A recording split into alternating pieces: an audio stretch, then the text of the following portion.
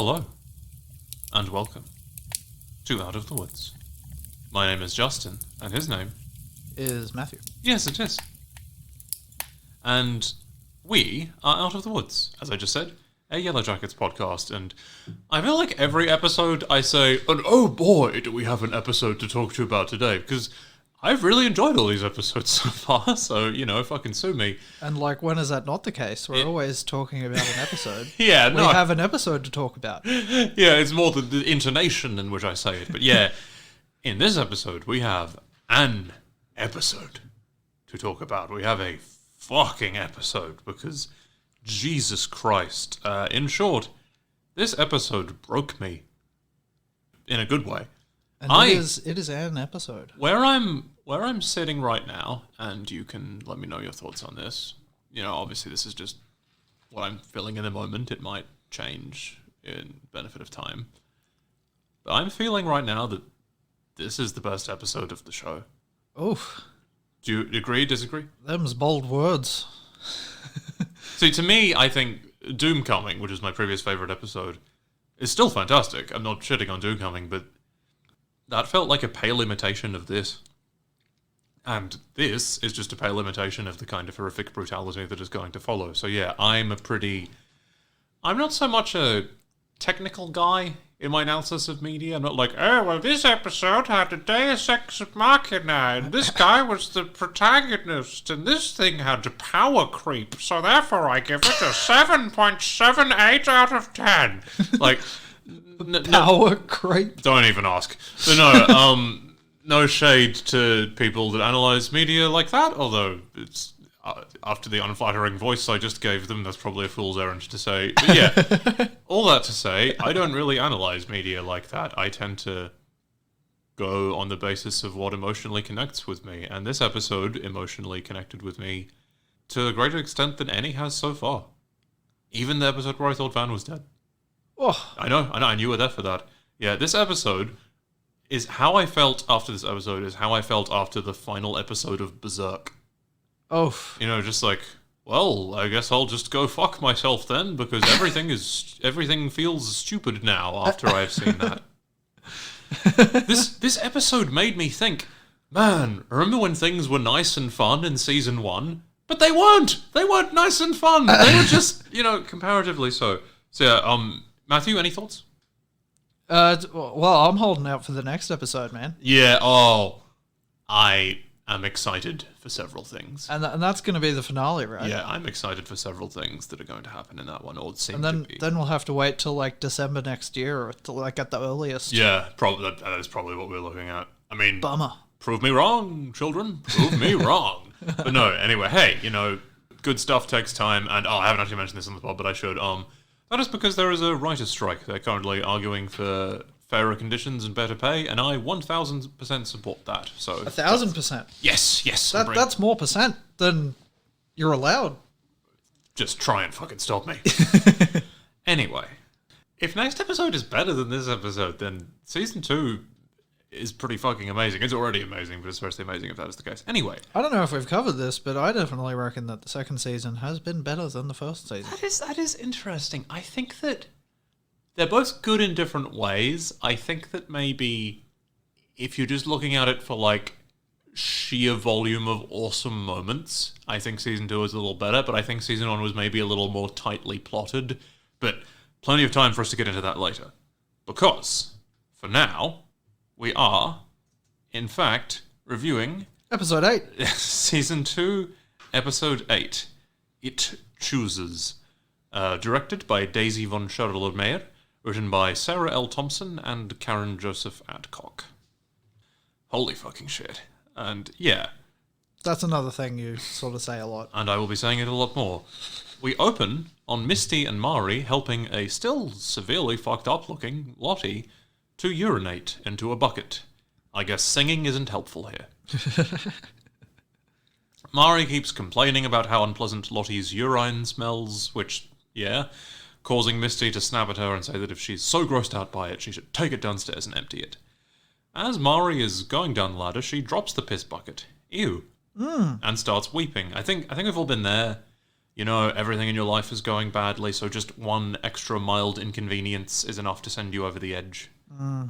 As Misty is tending to Lottie, the latter seems to flash back into her being violently twammed about by Shauna, and flash forward to some people running in the snow. Cut to downstairs. Harvey is retrieving some firewood, and Aquila is talking to her mouse. This scene is horrifying. She talks about how when they get home... sorry, Aquila, pull yourself together. Nugget can meet her baby nephew, and they can go to the beach and get presumably small portions of fries and funnel cake for him, and buy him his own house with a special tube, and, quite apart from anything else, I don't think they let you take potentially disease-spreading wildlife across national borders, Aquila. You know? No, probably not, eh? Yeah, like, I'm just going to take this... That's how we got stuck with the cane toad problem here in Australia. And our camel problem, though that would be harder to secrete about one's person. I mean, they were intentional imports. Yeah, no, if you don't know this story, it's so fucking stupid. It's proof that we're a ridiculous Teletubby country. The cane toad was introduced to kill the cane beetles that were a pest. It did not eat the cane beetles because they were up too high. They were too high on the cane for them to reach, but they ate essentially everything else that could fit in their mouth, and then they're a huge pest. Yep. I always kind of felt, sidebar, I always kind of felt sorry for cane toads. Obviously, I'm not some crazy peacenik. I understand we have to kill them. I just am a bit exasperated by the glee some people show in killing them. Have we talked about the emu wars? I think we might have mentioned it. I think we might have mentioned that, but yeah. Which is another hilarious thing we have over here. Had, I suppose. We are truly a cuckoo banana shoes country. That's a good way of putting it. Indeed. Ty walks over and asks what Aquila is holding, and she's all, "You cannot touch him! He's mine!" Ty, with the level of, kindness and sensitivity she's come to be known for, says, "The thing is dead, Aquila." Fucking dead. It's dead as a door. It's exactly. Lol. That was good. That's funny. But no, it's a lot like the Michelin Web sketch with the heli vets. If they just, helicoptered down to the cabin, were like, "It's dead. We can save him. We can't." It's dead. And he is dead. Because Aquila has been hallucinating a living mouse this whole time. In reality, he's all fucked up and desiccated looking. Ew. Aquila is understandably upset by this development, and she freaks out. They are going truly fucking mental. Yeah, I did not see this coming. I thought that, the girls would have a mad dash to be the one to eat Nugget, and then he would die horrifically, but this is in a way more disturbing and more bleak. It emphasizes how fucking crazy they're going, Yeah. Yeah. And then she goes to, eat it? Well, yeah, spoiler, but later on she goes to eat it and decides she isn't that hungry. I mean, surely she is that hungry. Yeah. It's like in season 1. Remember season 1 with the berry goo wine? And I said at the time, even if you're going to die, I'd rather die not shitting myself to death. And I think it's something like that, which is like, if I'm going to die, I don't want to die of, Dormouse poisoning. Yes. Good band name. Anyway, cut to the credits. After the credits, the adult girlies walk back inside from their fun party. This is, spoiler alert, the last bit of fun any of them will be having this episode. They discover Shauna looking pretty froke. Van speculates that Jeff did not come through on the phone sex, which, dear God, can you even imagine? "Hello, I'm putting my large penis in you now. I'm really wriggling it around to get a good grip in there." This is a pleasurable sensation for you, isn't it? He'd just be whacking off, be like, "Yeah, tell me I sold so many fucking sofas. Tell me I sold a dozen fucking sofas, Shauna. Ah!" Anyway. Please don't make me make another pun about McDonald's. Maybe, as season 1 callback of our podcasts, he discovers that he has a hamburger fetish. I mean, that'd be another cool nightmare. He is, yeah. Oh, I can't wait to get to that scene. It's so fucking good. Shauna, mindful that there are 2 people present who don't know anything about the situation, tells them that the police found the body of their friend, Adam Martin. The 3 people who do know what is happening start visibly freaking out, which makes Van and Lottie feel even more confused than before.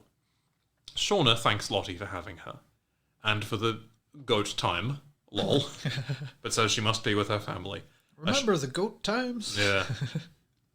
Yeah. As Shauna is leaving the shack, Nat and Misty sidle up beside her. Nat reasonably points out that the better plan is to stay at the compound, as they have some stuff to sort out. Misty asks Nat if she measured the grave to the standard 6 feet. She replies, "Well, I didn't have a fucking tape measure, but yeah, he was in there really deep." Phrasing? There we go.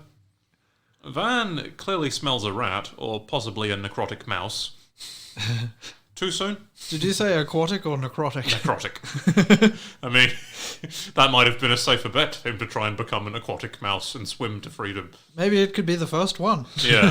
I mean, I know rats can swim for a day, so... Oh, and there's like a nutria. They live in swamps and shit. I love nutria. They're so fucking cool. What's the rodent kingdom like? Yeah. Not tasty, apparently. Yeah. Hey, how do you know? Might taste just like fucking chicken. I mean, as I mentioned previously, the ancient Romans ate dormice, but I don't think I ate them when they looked like Nugget does in this episode. No, and apparently they're a delicacy. Yeah. I think we've been there, done that. Yeah. I mean, not It's not not us news. specifically. No, well, we haven't. Thank God. We haven't done it. Yeah. Anyway. Moving on. So Van asks why they are so panicked and why Misty and Natalie are so whispery. Yeah, I think being left out of things or forgotten is one of Van's greatest fears. We see that with her drunk mother. We see that with her being left in the plane. Got a bit of FOLO. Lol. Quite. Also, just to fucking... Some people's reaction to this episode is like, oh... okay, I'm not going to give them stupid voice. I don't want to be mean. It's like, wow, can you believe that they did that? And I'm like, yes, I can believe that they did that because it was in the first scene of the show. Yeah. You know, like, if you think what she does in this episode is going to make me stop loving Van or stop loving all of the characters, then you're listening to the wrong podcast, my friend. These people are really fucked up, and I love them anyway because, as Jez from Peep Show would say, I'm a very strong feminist, so I think women should have whatever mad thing they want. And as you said earlier to me when we were not recording, like, you know, what other show gives you all of this good shit? So true. Van says she knows that Ty is lying, and she immediately guesses right and asks, did you guys have something to do with this? As Shauna is about to get in her car, Van grabs her keys and flings them off into the stratosphere, Team Rocket style. Wow, you just made a Pokemon reference. I did. You better believe it. That's actually a Naruto reference, so I really fucking fumbled the ball on that one. Yeah. You really shot the bed there. Shauna is like, are you insane? And Van is like, I'm starting to feel like it, yeah.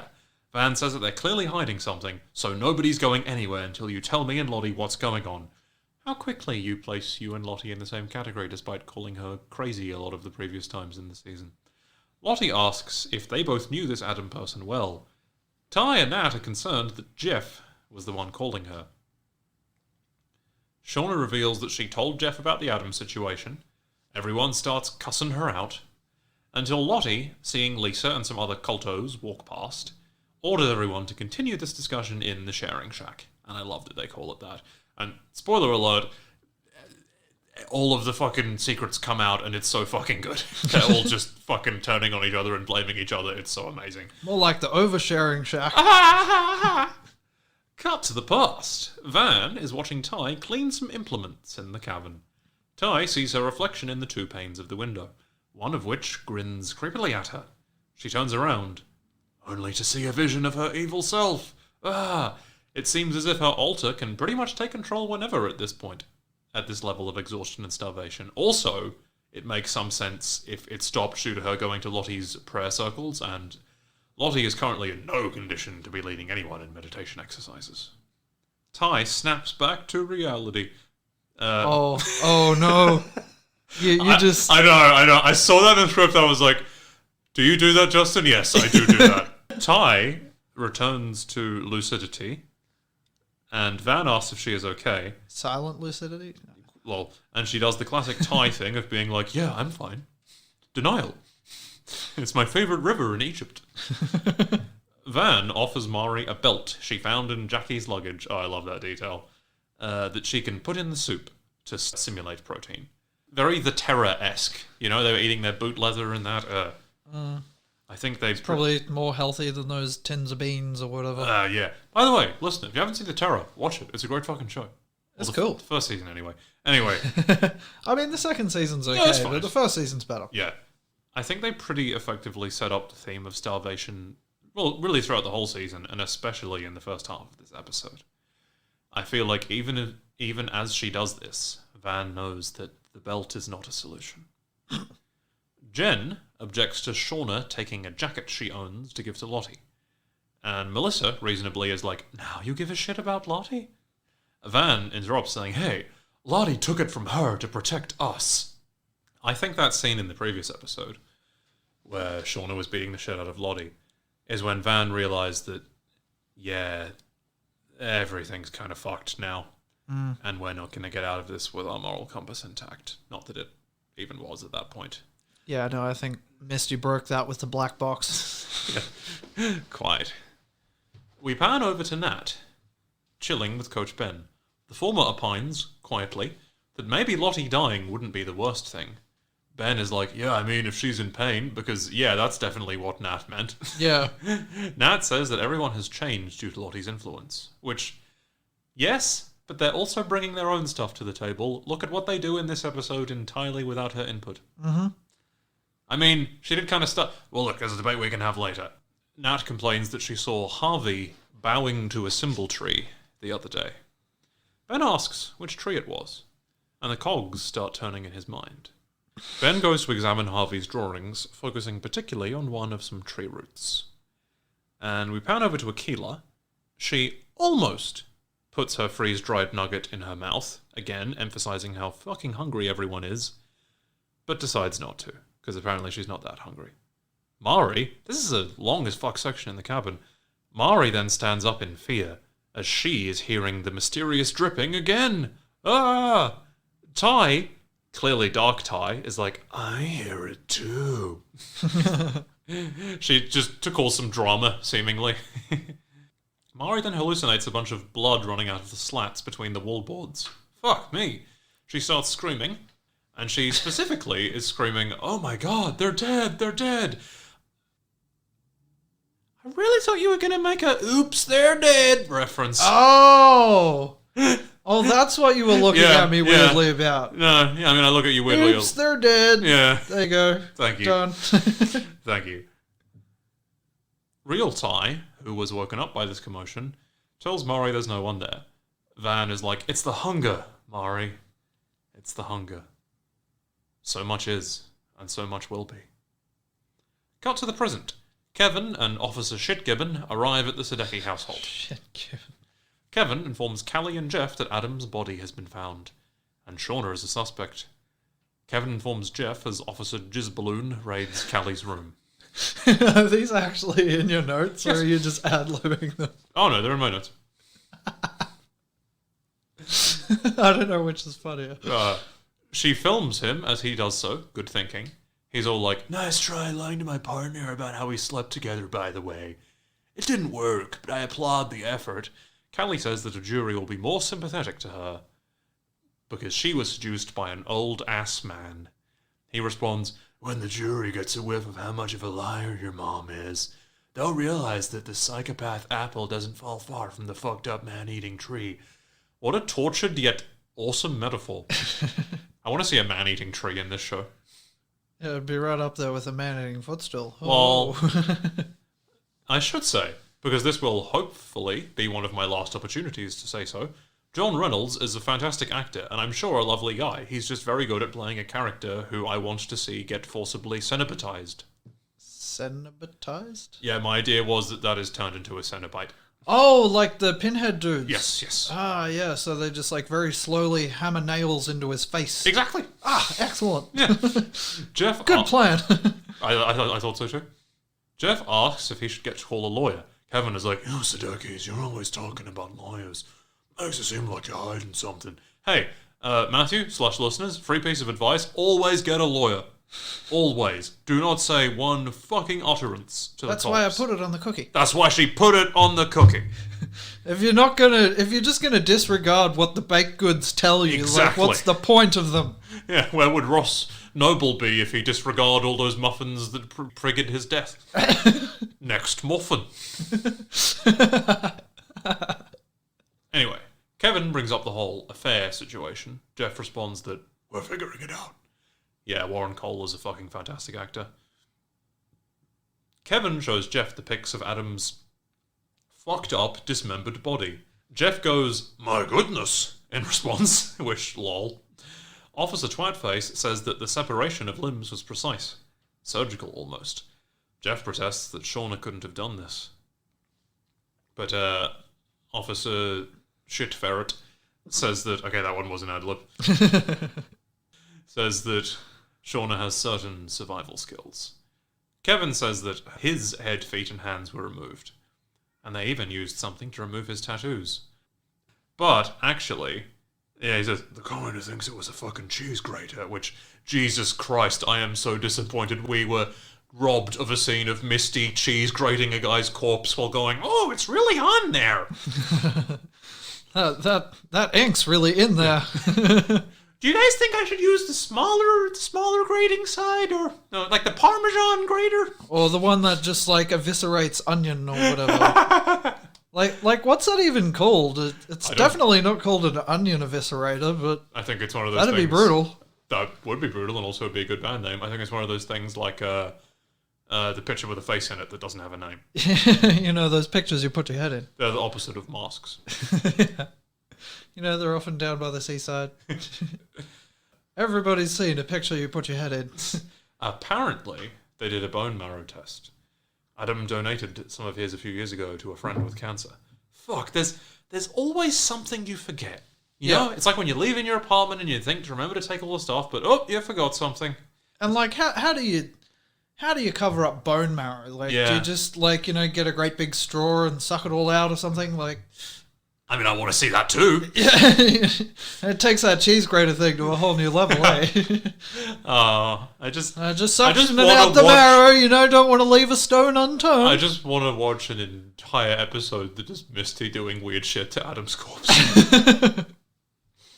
Jeff has seen enough and tells them that they must leave. Kevin tells him, not exactly unfairly, I have to say, that he doesn't have to protect Shauna.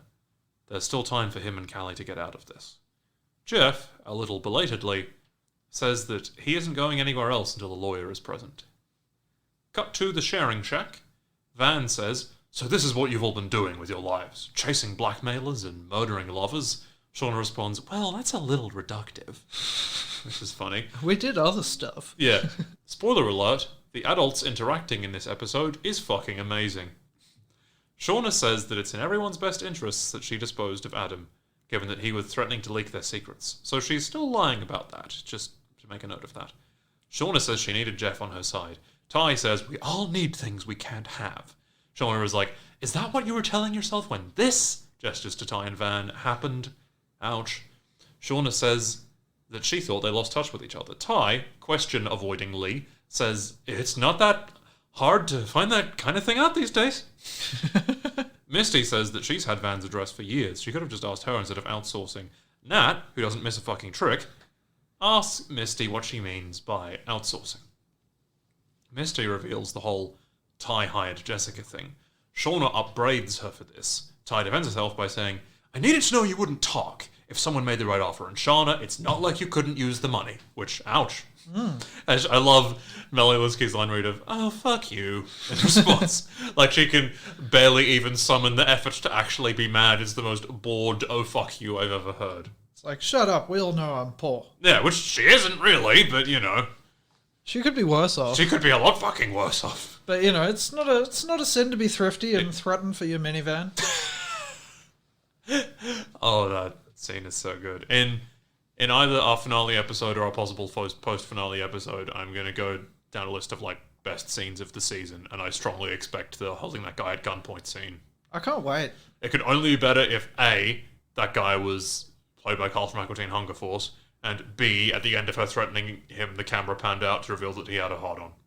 Or C, She had the knife blade hands. Yes! I just want her to have those in every scene. Oh, that would be potentially problematic, but still cool. On the bright side, Misty says that they needn't worry about Jessica going rogue because she took care of her. Reference Michelin Web sketch about needlessly ambiguous terms. Do you mean you poisoned her with fentanyl? Cut to the past. Misty is ladling Ben some belt soup. He's whittling himself some snow traversal thingamybobs for his crutches. Misty is concerned about his proximity to a sharp knife. Ben responds that he wouldn't be bothering to do anything if he was just going to not be around anymore. Misty says that it's good that he's going to get outside. Some fresh air can help clear the bad thoughts. I think you're all going to need a lot of fucking fresh air after this episode. Yeah, like, the one thing you've got is Yeah. fresh air. Yeah, that's the... Food, not so much. Exactly. You know, fresh air, plenty. On the other side of the cabin, Nat is making Harvey some cool gloves. He's going to need them soon. Travis sits down next to her and after some mutual awkwardness says, "You're a good person. I'm sorry for ever making you feel otherwise." They hold hands. It's a cute scene, but I kind of wanted a little more here. Like, I wanted them to specifically talk about her, you know, faking Harvey's death, but like, I mean, later in the episode, they're all going to reel Harvey's death. They're gonna reel it. Yeah. And they'll be reeling. Indeed. But yeah, I get why they didn't. That's fine. So yeah. In the attic, Lottie is writhing about in her sleeping bag. Misty tries to comfort her. Lottie says, "If I die, don't let my body go to waste." Fuck. A good leader isn't willing to ask anyone to do something they wouldn't do themselves. I find that admirable. Misty protests, but seems to come around to the idea. We need the protein. We do. Coach consults Van's Pepe Sylvia map and leaves the cabin. Pepe Sylvia? It's an Always Sunny in Philadelphia thing. Aha, see that show I haven't seen. Yeah, you'd like bits of it. But I can just show you those on YouTube, so you know. One day you're going to have to show me Corner Gas, too, yes, so that I can understand I think all you the would stupid actually, shit that you say. Yeah, I mean, when I show you that, you're going to think I'm a lot less funny and original. Aww. Because you're just like, oh, 40% of his personality is this show. But no, yeah, I think you would actually predominantly enjoy that show. Anyway, fuck it, maybe we can do that after this record. Anyway. Maybe. Or maybe not, we got options, just call us Pedro the Lion. Anyway, let's just say it was probably both good and bad for Ben that he chose to leave at this moment. Cut to the present. Misty is defending her decision to create an ex-Jessica. That's an interesting way of putting it. Yes. She says that she thought she was the blackmailer, and Misty was trying to protect them. Shauna complains about everyone criticizing her when Misty has been holding people captive in her dungeon, and the FBI has been going around asking questions about Natalie. Maybe you shouldn't have brought that up, Shauna. Misty reveals that the FBI was in fact her and her boyfriend, Walter Tattersall. Did you ever actually have the label discussion, Misty? I don't think you did. I don't think they did. She tells them about the Randy interrogation. Van says, "Misty, you are nothing if not proactive." And she responds, "Thank you?" It was an implied question. I hope we get a lot more scenes of all of them together, because they rule. They fucking rule together. Misty recalls, as the cogs visibly turn in her mind, that Randy mentioned Jeff when he was being interrogated. Shauna, Although there is soon to be one fewer. We'll get into that when that happens, but like, good usage of grammar. I'm not convinced that's going to happen. I think they're going to kill fucking someone else in their place. But that's not the same, right? You can't just kill any random. It's not the same. Like, I think it makes security sense. reasons. It makes sense for most of them to do it because I think they're all varying levels of suicidal, but Misty, I think, is not going to go along with that. Anyway, I think she has a trick up her sleeve. Like she secretly switched the cups or something. Anyway. Haha, I fucked with you. They're all poisoned except for my one. Yes, but Fuck you all. I've been dosing myself with micro qualities of this poison for several years, like in The Princess Bride. I've built up an immunity. Exactly. Haha, fuck you. That movie's awesome. It was a pity that Wallace Shawn dies in that scene because he's like the most entertaining character in that movie. He's like, inconceivable! I like when he goes, Australia is a land populated entirely by criminals. Well, that's only mostly accurate. Yeah. When that line happens, it has been known to provoke cheers in an Australian audience. Yeah, I believe. Which tells you something about us as a country. Anyway, when Misty mentions Jeff, Shauna makes a, quite frankly, adorable, duh, I don't know, face in response. But, to quote Lottie, you do know.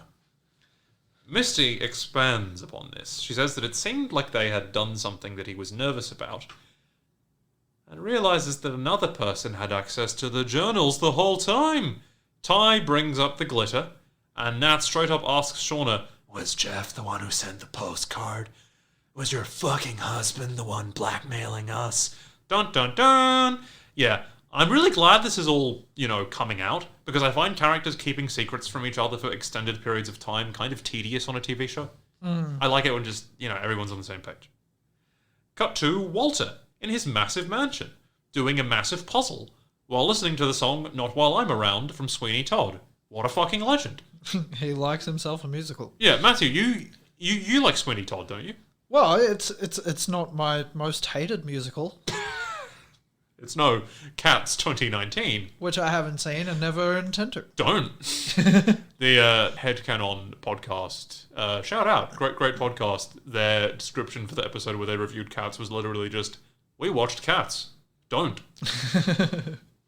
Which I think is awesome. Walter gets a bunch of notifications that people on fake Reddit are giving him props that his Adam Martin theories were correct. Also, there's a fake Reddit? Yes, it's called For It. He then begins drafting an email for the Wiskaic police. Oh no! Record scratch. Okay, does anybody seriously think he's going to turn Misty in? I mean, I did, but it's probably just a massive red herring where he's going to give them totally irrelevant information. Exactly, he's going to lead them on a goose chase. But then when they look at him, just like, so what do you know? You must know something, otherwise you wouldn't be intentionally misleading us. I think he's got a pretty good plan worked out, and I can't wait to see what it is. Yeah. Anyway. I look forward to more Elijah Wood. I was a bit worried when there was the possibility of him not being in it anymore. I know. I hope he's in it for a long time, because he fucking rules. Cut to Jeff, chilling at home, hearing the door open. He is surprised that Shauna came home. She tells him that with everything that's been going on, she really needed them to be together. This scene fucking rules. You're the only one that really understands me, she says. They start making out, things start getting heavy, then she fucking stabs him! And she just goes, ooh, sorry, babe. And then, unfortunate skin flap. Lol. That's another good insulting name for the policeman. Yeah, I'll have to keep that in my back pocket. Another good death metal song title. I know. Or Shauna is then revealed to have electric knives for hands. I fucking love this show. Yeah, right. As I said in ordering it, on what other fucking TV show do you get Melanie Linsky with knives for hands stabbing some guy as she makes out with him? It reminded me of a video game that most of our listenership will not have heard of. Right. The Suffering. The fucked up needle guys that are like the corpses of addicts. Yeah, well, there's those guys that have needles, but there's also the other guys who have blades for appendages. Is that the game where, like, your family is always dead, but depending on the ending you get, they died in a variety of degrees of tragicness? Like, if you get the good ending, it was just a horrible accident. If you get the bad ending, you killed them all. Yeah, there's like a morality system of sorts where if you do really fucked up shit, then really fucked up shit happens. Good advice for life. Yeah. Shout out to The Suffering. Shout out also exclusively from me to the Coheed and Cambria song, The Suffering. Yeah, I didn't want to make you think that was coming from Matthew. He's not exactly a Coheed head. Yeah, if it wasn't already obvious, this is a dream. Shauna advances towards him with her knives out, saying, "Oh, don't pretend you don't like this." He's like, "Why the fuck would I like it?" And she's like, "Because it's exciting." Jeff protests that it's not. It's fucking dangerous. Excitingly horrifying. He demands she get rid of her knife hands. She responds, "I can't get rid of it. These are a part of me. I thought you loved all of me, like I love all of you." Oh, this is an interesting window into the psyche of Jeff Sadecki. She says, "Just relax, or you'll end up like Adam did. Buried in the park. No head, no feet, no hands. No bone marrow." Well, unfortunately not. Would have saved a lot of fucking problems if that was the case. Misty, you let us down. Why didn't you suck that shit out? Misty just transforms into the creature from The Fly. Like a weird prehensile tube. Anyway. Well, that would be handy, because there's 200 and something bones in the body. You know, you got to suck the marrow out of all those dudes like that. Take a while. That'll take you a minute. Yeah, and then she's like, skin grated off like a rind of pecorino. Fuck me, that rules. In a season of excellent Melanie Linsky lines, that is one of them. Shauna stabs Jeff in the throat. The blood gets all over the Sadecki family picture, so that's what that was. And he jolts awake. He emerges from his room to discover Callie drinking beer on the couch, which, at this point, who could fucking blame her? Yeah, but he's just like, I need this more than you do. Yeah, she says that she couldn't sleep, and he's like, that's not going to help. And confiscates her bottle and starts drinking it. This scene is also fucking amazing. Callie asks him, am I like Mom? He says, well, sure, yeah, I mean... Definitely all the good bits. You're smart, and you're good at stuff, and you don't take any shit. She says, that's not what I meant. Mom is, like, seriously fucked up. Jeff, realizing that he cannot really dispute this, is like, yeah, Also, she yes. is. Look, your mom went through a lot out there in the wilderness, Cal. I mean, she lost a lot of people. Her best friend. Callie says that she knows about Jackie, but Jeff says that she lost somebody else out there too. She had a baby out there. It was our baby. It was hers and mine. She was pregnant when the plane went down. Callie is like, Jesus. She starts crying. Both Sarah Desjardins and Warren Cole are absolutely fucking fantastic in this scene. Jeff moves over to comfort her. He says, hey, listen, my point here is that all of that stuff, that's your mom's burden to bear. And mine too, I guess. But you don't have to make it yours, okay? He comforts her, telling her that they're going to be okay. Are they? I hope they are. But are they? Probably not. Cut to Walter, still in his giant awesome house. He grabs a rather fetching purple shirt and departs. What could he be planning? Maybe to frame someone for Adam's murder? Just an idea. Maybe he's going to join the heliotrope cult. Yes, but only to take them down from the inside. Well, yes. Yeah. It'd be funnier if he just went there, just like, I feel like a retreat. Yeah. A bit of guided meditation, It's like in this anime I like, this lady that's like a badass warrior. Her daughter suggests they go to a spa retreat together, and she's like, a retreat? I hate retreating. That's like my least favorite thing. We cut back to the woods, and oh god. Everything from here on out in this episode is staggeringly bleak. Misty comes down the ladder from tending to Lottie. She tells the others that Lottie said that if she dies, they should eat her. Van says, I can't imagine being here without her. Mari opines that the wilderness won't let her die. Travis says that if she's starving, her body won't be able to recover and she won't survive. Nat says the same is true for all of them. I think in this scene, everyone comes to an understanding. Ty, as she often is the person who says what everyone is thinking. We need to find a way to stay alive. And it can't be her. So now, Matthew, we'll get into this. You made the comment during the episode, and others have made the comment, oh, why would you not just wait for Lottie to die?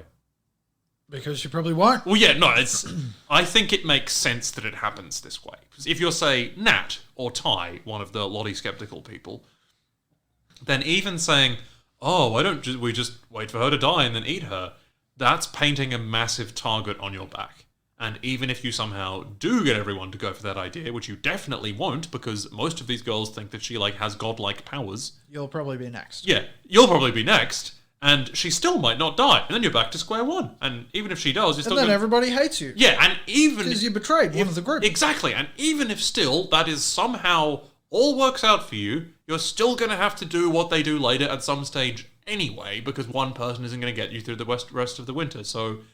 I don't know, maybe there's some other way of viewing it, but to my mind it makes perfect sense why it can't be her, as she says. Yep, makes sense to me too, buddy. Yeah, excellent. Cut to Ty in the present, upbraiding Shauna for lying to her. Shauna says that she thought that if they knew the truth, they might actually try to kill Jeff. Ty says that's insane. Van disputes this, saying that Misty took care of the person she thought was the blackmailer. Shauna suggests that Ty might have done something to him while she was asleep. She responds, "You are not putting that on us. We put ourselves in danger for you. You've been using us." Tawny Cypress fucking destroys that line. She's still amazing. Shauna says that she's been telling herself that she's been trying to fix things. But the truth is, she's just been doing stuff that makes it worse. "I almost killed 2 random people," she says. "I think you can be forgiven in both those cases, Shauna. I told my daughter everything. Now she's some kind of fucking accomplice. I think I might have said too much to the police." Misty, hilariously, is like, "I knew it. Should've... That's why I put it on the cookie. You should have obeyed the fucking cookie, Shauna." Shauna says that she lied to them because she knew that if the tables were turned, if one of their spouses turned out to be the blackmailer, she probably would have fucking killed them. Damn, that's brutal. Nat says, "Thanks for your honesty, Shauna." "You're not wrong. We're all pretty messed up." Nat suggests they all finally fucking talk about their shit. Hallelujah, what a great idea. Unfortunately, Lottie points out that they're not going to solve shit with talking. This isn't something that therapies can fix. Spoiler for the future, apparently only murder can fix this. They just need more murder. Yeah. Oh. Not enough murder going on. Did you know More Murder is literally the name of a character from the Boogie Pop series of novels? Oh, wow, really? Yeah. He's one of the pals of a character named Spooky Electric. Are either of them in the anime? Spooky Electric is very, very briefly in the anime. He shows up to say, "I'm Spooky Electric," and not do anything else. It's just like, that is all from me. Yeah, but More Murder is not in the anime. Lottie says that something guided them all there. Not guilt or some psychological need, but something far greater. Lottie says that she tried to ignore it, tried to bargain with it, tried to will it away, but it's too powerful. And now we have to give it what it wants. She might not have led their first proper non-hallucinogenic hunt, but it's clear that she adopted that role eventually. Cut to the past. Lottie is still having fucked up dreams as the others ready the special sacrifice skull table. Everybody is standing in a circle. Van has a deck of cards. In the absence of Lottie, she's like the leader. Fuck. That's intense. Van shuffles the deck, as you pointed out, not very well. If our friend Tom were here, he'd be like, "Oh, that's terrible shuffling. Just give it to me." I am the obsessive one. Yeah, shout out, Tom. No offense. Yeah. She shows everybody the Queen card. As soon as I realized what was happening in this scene, a truly insane panic and dread overcame me. It's like that scene in Under the Skin, where the baby is crying out as its parents drown. Like, that is the level of panic and, like, compulsively saying, "No! No!" This scene. Fuck this scene. And I mean that in the most complimentary way possible. This whole sequence in the past emotionally fucked me up like nothing in the show previously. The tension is horrific as we begin to realize why they are drawing cards. Misty draws her own card. It isn't the bad one, the Queen. And she then begins going around the circle offering it to people. Akila draws her card and is safe. Van draws the Joker, because of course she does. She is the Joker, although she's definitely been a lot less jolly lately. Shauna draws the 4. Travis the ace. Ty draws the 6. We saw a reaction shot when Van was revealed to be okay, where Ty, sighed in relief. But we don't see a Van reaction shot when Ty is revealed to be okay. How interesting. I saw an interview with Liv Hewson, who plays Van, who is amazing, by the way. But yeah, the interviewer asked them what would happen if Ty drew the Queen card. Would Van intervene to save her in the same way that Travis does for Nat? And which one would they kill? Yeah, and, well, quite. So if they could just kill the weird one. It doesn't really work that way. They're sort of sharing real estate. No, I don't think so. But no, yeah, and Liv said, "I don't think Van knows in that moment what she would do." So yeah, that's kind of fucked up that there's a good chance she might just murder her girlfriend. But these are desperate times, and you can't be playing favourites. You can't be... Self-preservation's a powerful emotion. It's the most powerful emotion. Harvey draws the king. Interesting. He and Travis King of being dead soon. He and Travis hug. Nat, already freaking out before she even draws the card, as if she can kind of sense what is coming, draws a card. And it's the Queen. I feel like she knew that, like, Yeah. a couple of She had a draws sixth before, sense. she's just like, oh, no, I'm going to get that stupid Queen card. Yeah. Some people are saying, like, oh, this doesn't make sense. Why would you kill your one hunter who can fire the gun? But it's like, if there was any game, they wouldn't be in this situation. Yeah, it's like all the hunters kind of gone. And I'm sure she's both that and generally a well-liked member of the group, so she definitely was not topping anybody's list for who they wanted to draw the card, you know? Like, I'm sure Misty and Mari were fervently hoping the other person would be the one to draw the card. And I feel like, is Coach Ben No, like part of this lottery? No, he isn't. He's off. He's off looking into that tree. He's off looking into that tree. If he were here, he'd be like, "What the fuck are you doing? Stop!" And then I volunteer. yeah, no problem. I'm really worried about him next episode. But Yeah. but yeah, like none of them want to kill her, but you can't start fucking playing favorites. We don't get to decide. It chooses. That's... I love it when they say the title of the episode in the episode. Yes. Nat shows everyone. They all gasp. The music is amazingly catastrophic. Nat is visibly shaking. Travis is freaking the fuck out. Shauna asks Nat to turn around.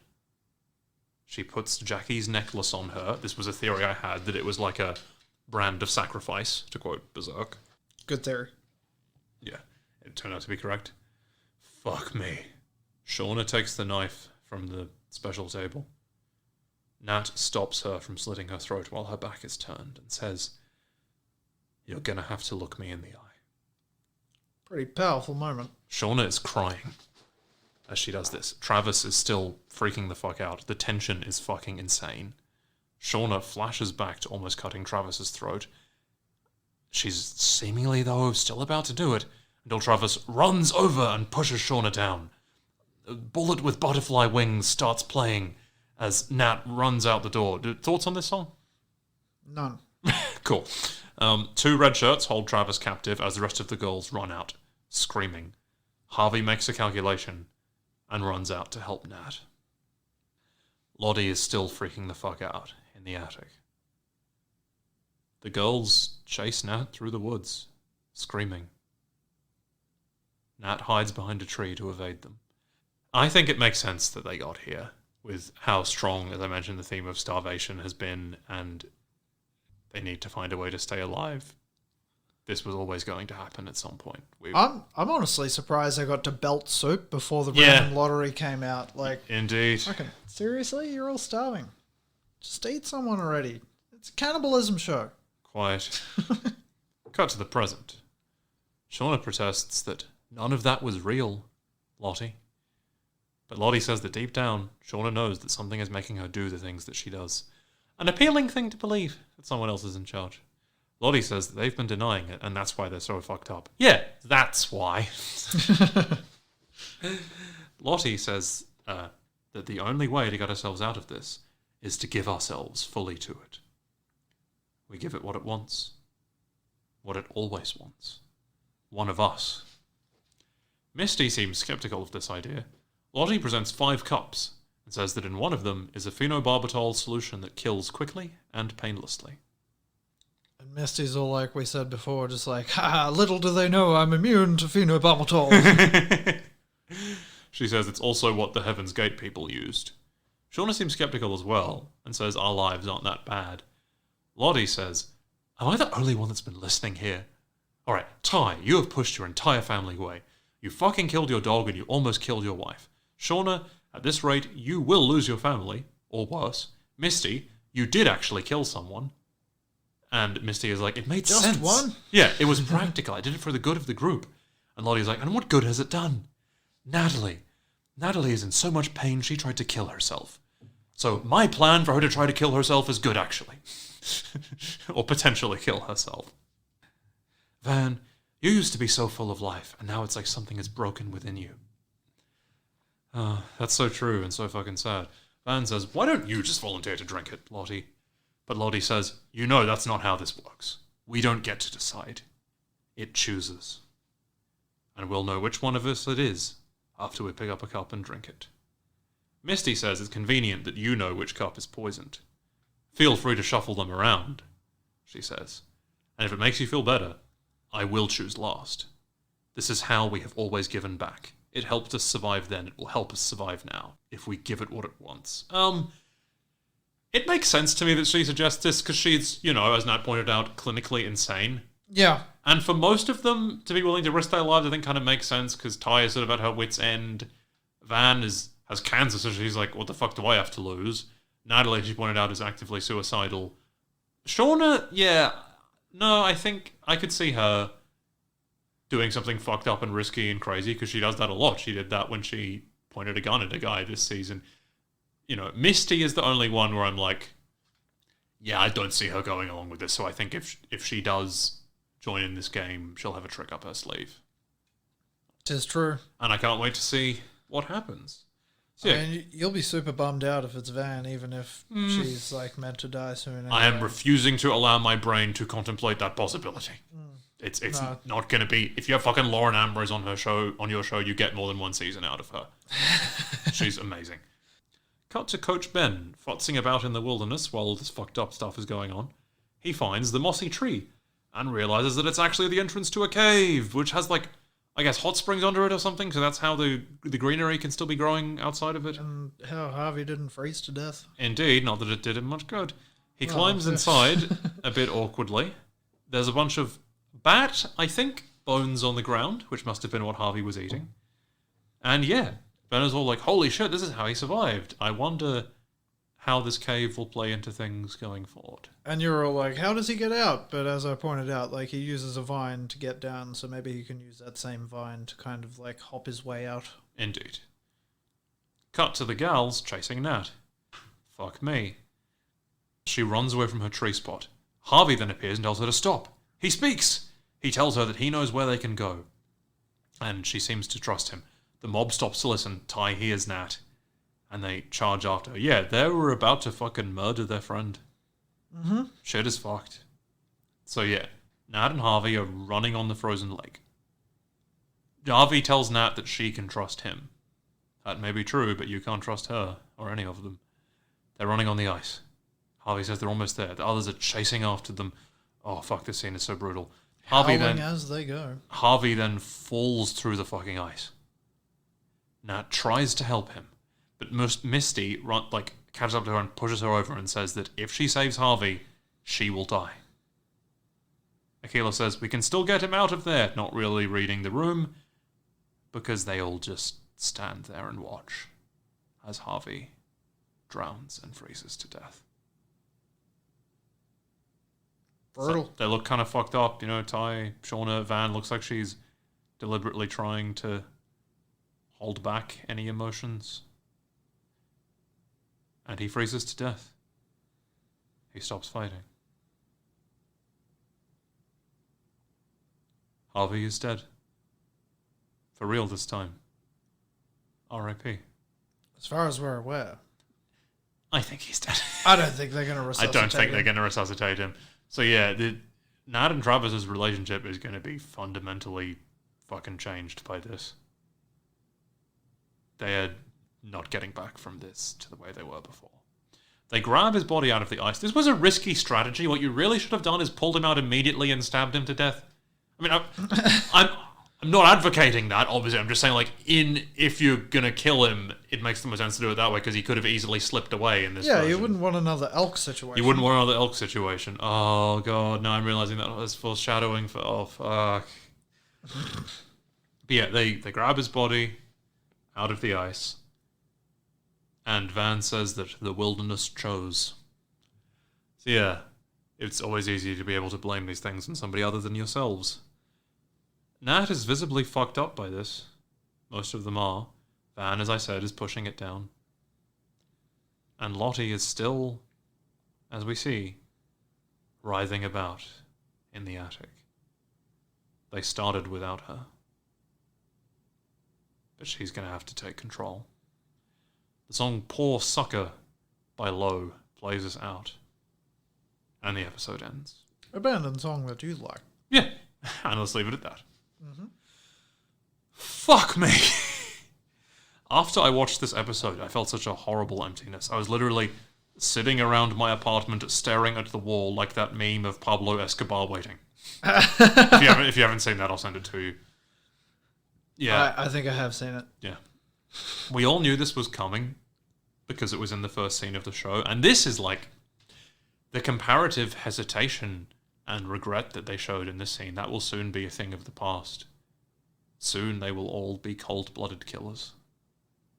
Well, maybe not soon, eventually. But still. Fuck. Fuck, indeed. This episode was amazing. This season has been amazing. I am fucking destroyed by this episode. And that is the power of works of fiction. I was talking to a friend of mine who doesn't really get strongly emotionally invested in fiction, and he quoted, to make fun of me, the bit from Friends where it's like, weren't you sad when Bambi's mom died? Yeah, I got really fucking sad when some guy stopped drawing a deer. Was that Tom? Yes. I was like, which one of your friends would be quoting Friends? Yeah, specifically to make fun of me. Yes, that is him. No, but yeah, makes sense. I can't help it, man. I have the gets emotionally invested in things gene. This podcast would probably not exist if I didn't. Well, that's a fair point. Yeah. So, listeners, You're going to ask if I have any thoughts? do you Yes. expand upon that? No. No, I had to do that. But no, it's like, it's a good episode, and I can't wait to see what they do with Harvey. I know. I mean, do you think Travis will ingest him more than likely? But eat his brother? Yeah, like, will He's he fucking conscientiously object? Like, I don't think so. I think he's fucking hungry. he's as hungry as the rest of them, And then what's Coach Ben doing in the tree? Like, you know? And what is he going to react like when he gets back? Like, I can't wait to see the episode, but then it's like the end for like ages. They have to wait a year and a half. Yeah. Still, there's lots of other. We're millennials. We don't like waiting. I know, but as my nan would say, You can't rush perfection. Shout out. That's probably not what she said. Patience is a virtue. Possess it if you can. Found seldom in a woman, and never in a man. I don't know how patient non-binary people can be. I wish or how she was accurate that is 100% of the time. Yeah, I wish she was still with us so I could ask her that. Anyway, She did have a lot of amusing phrases, that lady. she was an awesome lady. She also, sometimes when my mom and her siblings would annoy her as a child, my nan would be like, oh, if ever a mother suffered. Which they did. She also said, I believe you, thousands wouldn't. Yeah, no, that's a good quote. Yeah. Anyway, that is it for this episode. Listeners, Be well. and remember, we're not out of the woods yet. You thought I was going to do it, didn't you? I thought that was a possibility. Maybe next time. Maybe next time.